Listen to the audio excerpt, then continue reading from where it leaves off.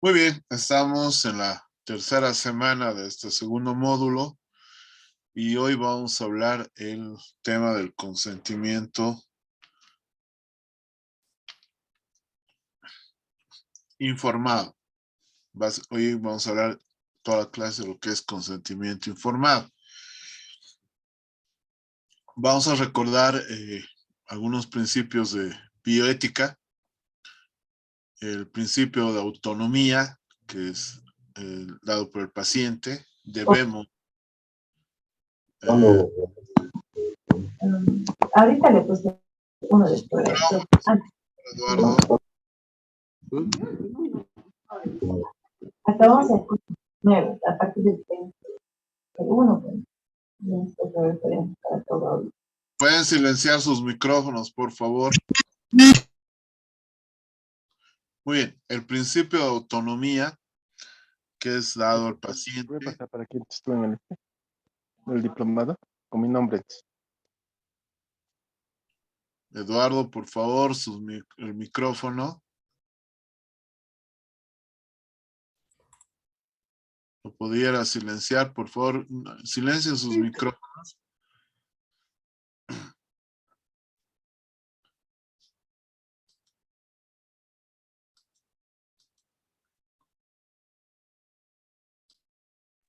Gracias, doctor Carvajal, mis disculpas. Ok, gracias. El principio de autonomía, entonces, era quedado al paciente. Salvo que no sea una emergencia, tenemos que respetar el principio de autonomía. El principio de no maleficencia, que es del médico. La relación médico-paciente nos da el principio de beneficencia y el principio de justicia que está dado por la sociedad. Esos son los principios bioéticos que debemos recordar que son la base para hablar del consentimiento informado. ¿Por qué es importante? Otro aspecto que tenemos que tener en cuenta, la relación médico-paciente. Ya, esta es importante porque nos permite hacer un diagnóstico preciso de una enfermedad. Tenemos una buena anamnesis, buenos datos. Podemos motivar al paciente en la medida de lo posible para una buena anamnesis, para cumplir el tratamiento prescrito de forma ambulatoria. Podemos elaborar mejores historias clínicas, mejores expedientes clínicos. Es muy importante una relación médico-paciente buena porque el paciente y su familia podrán valorar mejor nuestro trabajo. Entonces, con esos principios de los principios de bioética, de autonomía al paciente, de no maleficencia al médico, del principio de beneficencia, relación médico-paciente, principio de justicia por la sociedad y mantener una buena relación médico-paciente, entramos a hablar de lo que es el consentimiento informado. ¿Y qué es el consentimiento informado? Es el consentimiento que da una persona que está competente para darla. ¿Para qué?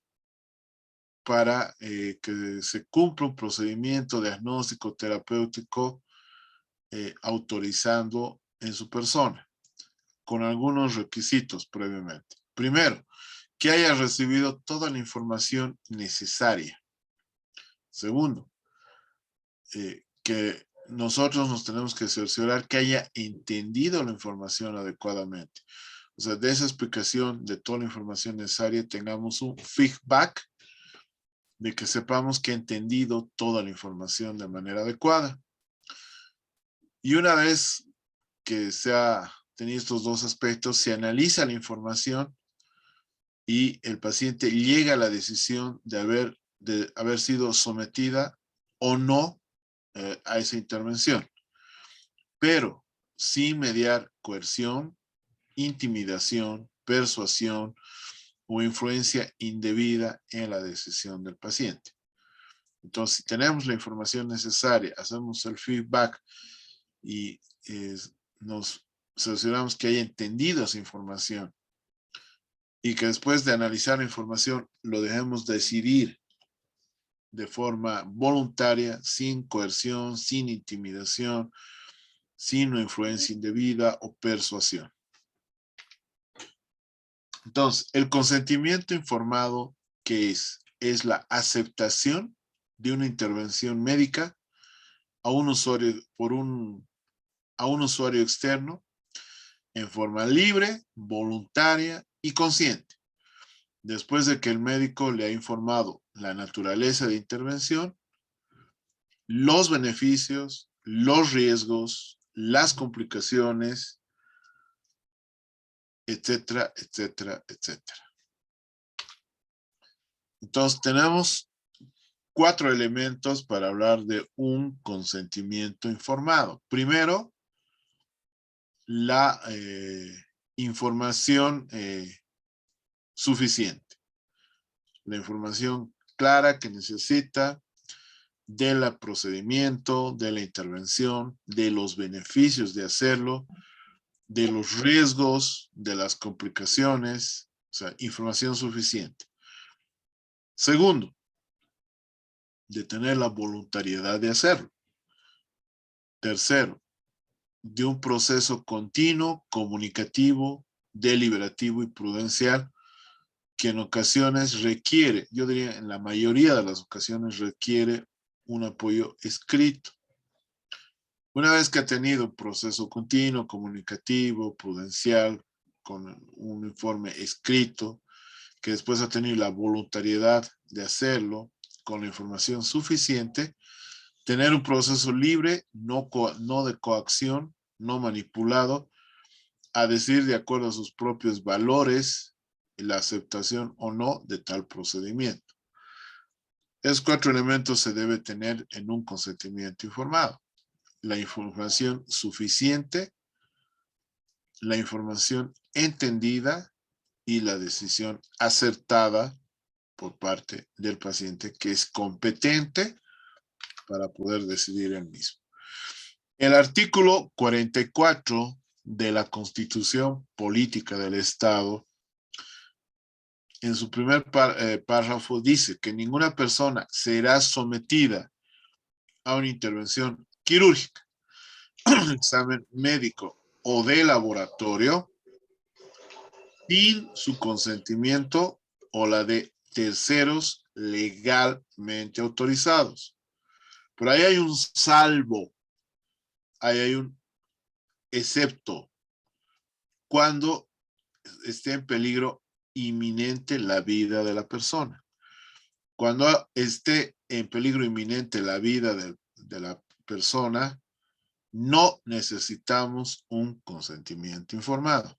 Por eso habla de salvo peligro inminente de vida.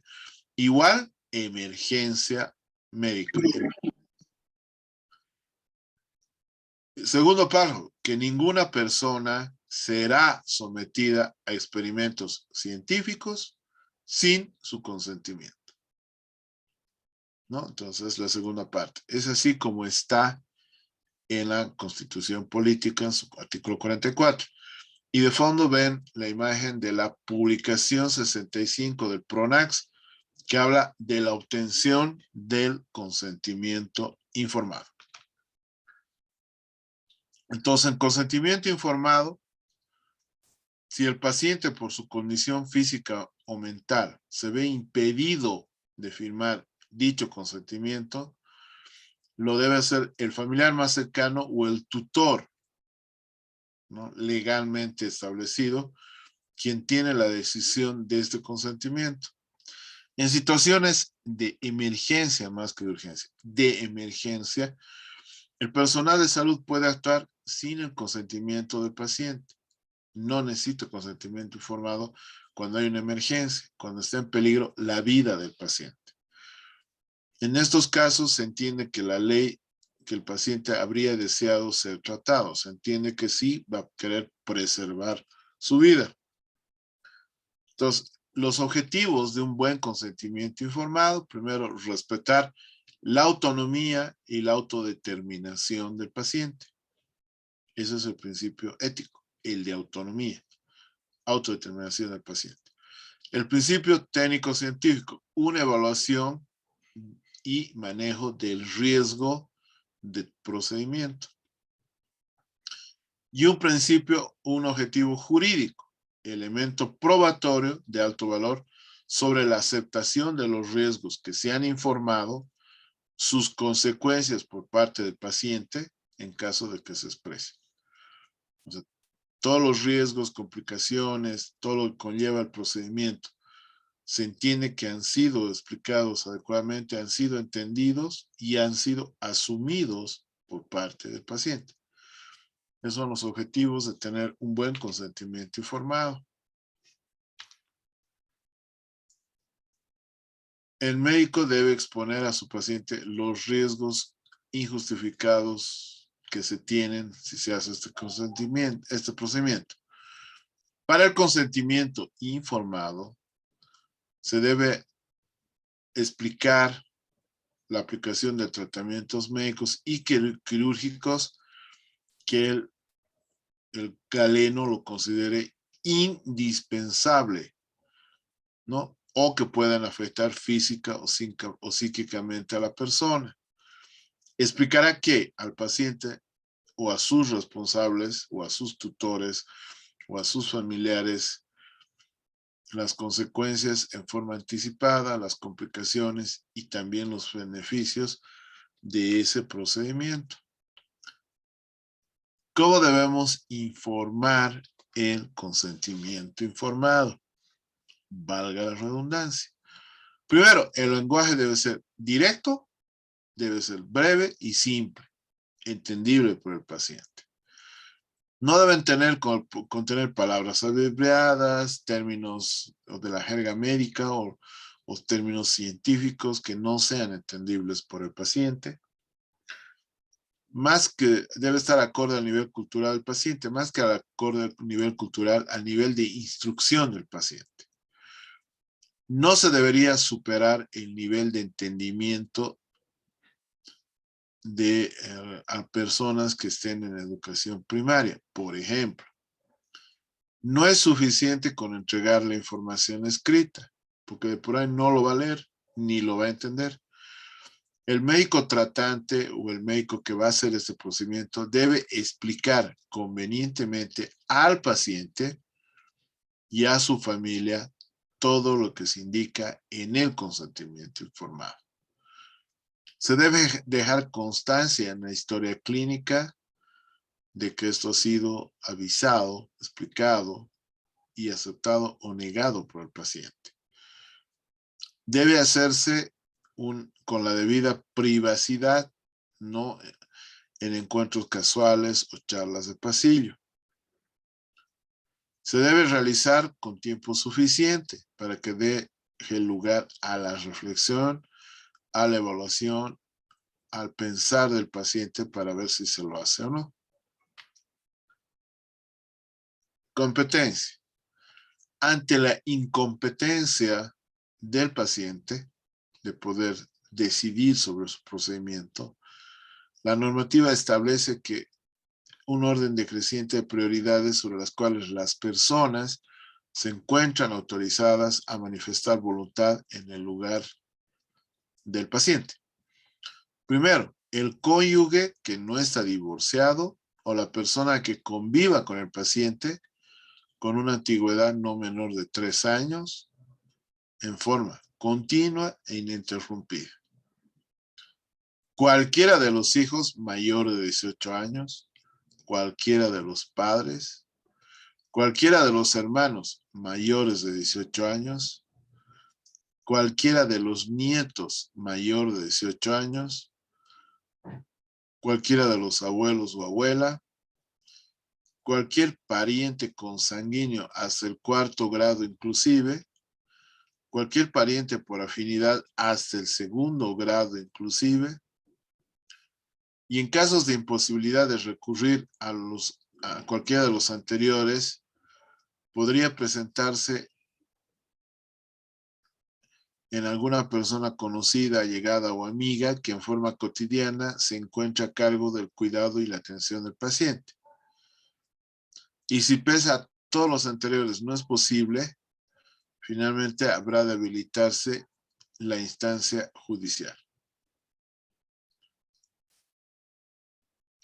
Entonces, esos son los casos en los que se puede aceptar la firma del consentimiento informado cuando el paciente no esté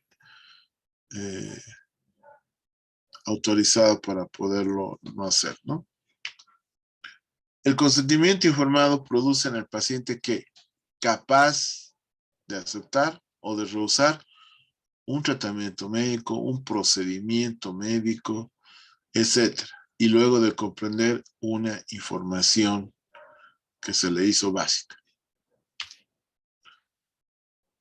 La enfermera o el personal de salud puede tomar la iniciativa y preguntar al paciente qué tanto entiende. Lo mismo que permanecer alerta para el poder detectar que señales de que el paciente no entiende claramente. Entonces la enfermera nos puede ayudar a explicarle, de por ahí incluso maneja mejor un idioma nativo, etcétera. Tiene una participación de apoyo claramente a la enfermera, sobre todo en el tratamiento que se le va a someter al paciente. La información que debemos dar es cómo. Clara y comprensible, general y gradual, ser concreta y relevante, veraz, repetida y personalizada. Eso es el cómo. ¿Qué requiere? Tiempo y lugar adecuados, un clima de confianza. Entonces, el consentimiento libre, previo e informado está fundamentado o tiene un fundamento en una relación directa con los derechos territoriales, sociales y culturales. Obviamente el derecho humano es vital siempre y cuando no se vulnere el principio máximo de cualquier estado, que es la vida de su población. El derecho humano vital es preexistente ante la adopción de cualquier normativa o medida en la que se pueda afectar. Promueve la participación plena y efectiva y el respeto a los derechos de los pueblos indígenas. ¿Ya? El Estado Plurinacional de Bolivia incorpora que la participación de las naciones y pueblos indígenas, originarios y campesinos en todos los órganos e instancias del gobierno. Establece mecanismos de democracia comunitaria a través de los cuales se pueden designar o nominarse representantes por normas propias. Entonces, deber contractual y legal. El consentimiento, el consentimiento verbal es o en el momento que solicite la oferta de servicios para cubrir mi demanda, el contrato es implícito. Se inicia con el diagnóstico y tratamiento de un paciente. Si es formal, existe un contrato escrito por medio del mismo. O sea, un contrato escrito de por medio. Entonces ahí el deber contractual o legal es formal. Ahora, hay un consentimiento implícito. ¿Cuándo hay un consentimiento implícito? Cuando el paciente es inconsciente y requiere un tratamiento de emergencia. Hay consentimiento implícito cuando se basa en el supuesto de que el paciente aceptaría si estuviera consciente. Y se aplica a pacientes que rechazan inicialmente y posteriormente pierden el estado despierto o de razón.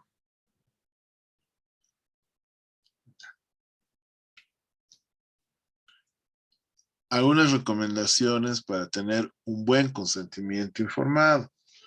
Siempre se debe diligenciar en la consulta prequirúrgica o al momento de definir la cirugía, no antes de ingresar al quirófano, en el mismo día, no. Se debe diligenciar por el médico tratante, no el residente, no el interno. Tiene que ser llenado, diligenciado y hacerlo firmar por el médico tratante.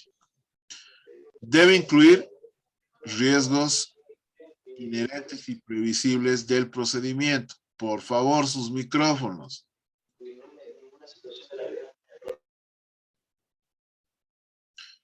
Debe estar firmado por el médico tratante y el paciente. Por eso es que civilmente constituyen un contrato de trabajo. Pacientes de difícil comprensión o que no saben leer, se aconseja que tengan un testigo, que puede ser propia persona de salud o un familiar. Se debe describir procedimientos principales y secundarios. Si el paciente no sabe firmar, se debe colocar la huella, ¿ya? E incluso la huella y acompañar de una cédula de identidad, ¿no? La fotocopia. Muy bien, los documentos de consentimiento informado deben tener las siguientes características. Primero, usar un lenguaje local, si es idioma nativo. Se debe redactar con un nivel de lectura apropiado, o sea, que los redacte debe tener un nivel de lectura apropiado, y se debe ilustrar con conceptos o imágenes apropiadas. Se realiza una retrotraducción y puede realizar una prueba piloto.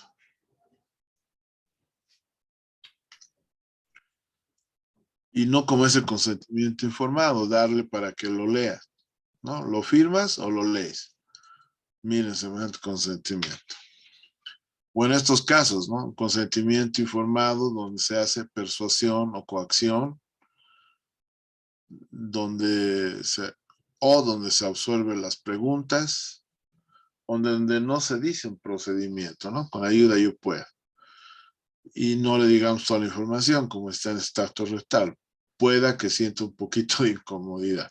Entonces, estos casos no se deben hacer llenar un consentimiento informado. Ahora, obviamente, tenemos que preservar el secreto profesional. Y el secreto profesional es la obligación de no revelar aquello que se ha conocido en el ejercicio de la profesión. Ya, por más que sea la persona más de confianza íntima, no puede revelar una información que le han confiado a usted. La violación del mismo está tipificado en el Código Penal. El secreto profesional es la obligación ética que tiene el médico o el personal de salud de no divulgar ni posibilitar que conozca la información directa o indirectamente, o obtenga durante la actividad profesional sobre la salud, la vida del paciente o la de su familia. El concepto se extiende a los estudiantes de medicina, al personal administrativo, enfermeras, odontólogos, a tecnólogos y médicos como tal. Muy bien, en la norma del consentimiento informado en sus anexos, tenemos algunos formularios de realización del consentimiento informado. Por ejemplo, tenemos la ficha de consentimiento informado para hospitalización, donde, por ejemplo, tenemos una pregunta: ¿acepta usted la presencia de estudiantes o personal en formación cuando se reciba la visita de su médico tratante, o sea, le practique un examen clínico de cualquier procedimiento? O sea, sí o no. Si es no, o si es sí, pero puede ser siempre que sean pocas, me examine una sola y me respete el pudor. Sí o ese sí condicionado. ¿Acepta usted voluntariamente ser internado en tal hospital? Si dice sí o dice no. ¿Desea usted ser informado de todo lo que le acontezca durante el curso de su enfermedad? Puede poner sí, como puede poner no, o únicamente cuando yo pregunte. Esa es una alternativa. O obligado por una enfermedad, es la otra alternativa. Ahora, ¿da su consentimiento para someterse a interrogatorio, examen físico que permitan investigar las causas de la enfermedad? ¿Sí o no? Sí, siempre y cuando sea utilizado por personal autorizado y competente y se identifique con claridad y proceda al debido cuidado. Obviamente ha sido modificado en algunas preguntas adaptando al hospital. acepta la colocación de sueros inyectables, sabiendo que el uso de agujas y catéteres puede provocar alguna molestia. Sí, ¿no? O sea, si acepta o si es sí, siempre que en el lugar donde me encuentro tengan recursos necesarios para resolver satisfactoriamente las complicaciones. Acepta la colocación de sondas o catéteres. Usted autoriza que le tomen muestras del laboratorio. Autoriza exámenes radiográficos o ecográficos. Y dará usted el consentimiento informado para someterse a procedimientos de diagnóstico o tratamientos que por razones de enfermedad podrían ser necesarios. Firma del paciente, firma del médico tratante y una testigo. Tenemos el consentimiento informado de procedimientos quirúrgicos y odontológicos, donde está el nombre del paciente, el servicio de unidad del paciente, el nombre del médico de la intervención quirúrgica. Muy bien. Y si abajo se esquematiza la duración aproximada de la intervención quirúrgica. Si realizó la intervención quirúrgica, si hubo necesidad de la intervención, los beneficios de la intervención, contraindicaciones, eventuales riesgos, etcétera, ¿no? Si estoy de acuerdo o no estoy de acuerdo que se haga. Si no está de acuerdo, igual firman ambos y no se hace absolutamente nada. Ya, y nombre completo, carnet de identidad y huella, como les decía. Hay un consentimiento informado para diagnósticos y procedimientos terapéuticos. Igual está qué procedimiento se le va a hacer, si le va a identificar por qué, etcétera. Y hay un consentimiento informado para procedimientos anestésicos y para transfusión de sangre segura. También hay un consentimiento informado en los formularios de la Ley 348 en casos de violencia. Ahí está el consentimiento informado de la Ley 348, donde dice yo, planito de tal, con canito y tal, informado por el proveedor en salud, y ahí va el nombre del proveedor en salud, sobre los procedimientos que se llevarán a cabo en mi persona, al examen físico, importancia de los mismos, para la investigación y consecuencias posibles, y sí o no otorga en forma libre y espontánea mi consentimiento autorizando la toma de muestras. Eso está en la Ley 348. ¿Ya? Entonces, son los diferentes modelos que ustedes pueden aplicar. Por ejemplo, para transfusión sanguínea segura, que seguramente para plasmaféresis también se puede aplicar. De anestesiología, procedimientos diagnósticos, procedimientos quirúrgicos, etc. Estos se encuentran en anexos de esta normativa de consentimiento informado. Es cuestión de solo poderlas aplicar. ¿Ya? Por ejemplo, igual. Por ejemplo, procedimientos diagnósticos, el examen de Papá Nicolau es un procedimiento diagnóstico que necesita un consentimiento informado debidamente llenado. Terapéuticos puede ser un dispositivo intrauterino, el parche, las pastillas, también tiene que tener consentimiento informado. Los procedimientos odontológicos también requieren consentimiento informado, el anestésico.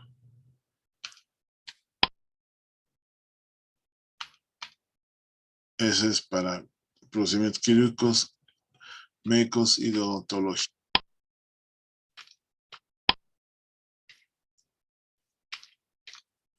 Muy bien. Hasta acá hemos terminado la clase. Me imagino que habrá preguntas sobre el consentimiento informado. Pueden habilitar sus micrófonos o por chat. ¿Hay alguna pregunta? Buenas noches.